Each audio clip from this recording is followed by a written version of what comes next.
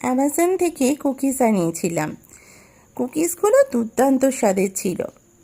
Cookies আর biscuits আমরা অনেক সময় ভাবি একই রকম, তা কিন্তু নয়, অনেক ডিফারেন্স আছে। তবে আমার সবচেয়ে বেশি ভালো লেগেছে এই পেস্তা বাদামের কুকিজটা। অনেকটা পান পাতার মতো খেতে, কিন্তু বাদামের স্বাদও ছিল, পেস্তার স্বাদও ছিল, তার সাথে মুচমুচে ব্যাপারটা তো ছিলই। 30 টাকা দাম, বাট পরিমাণে অল্প।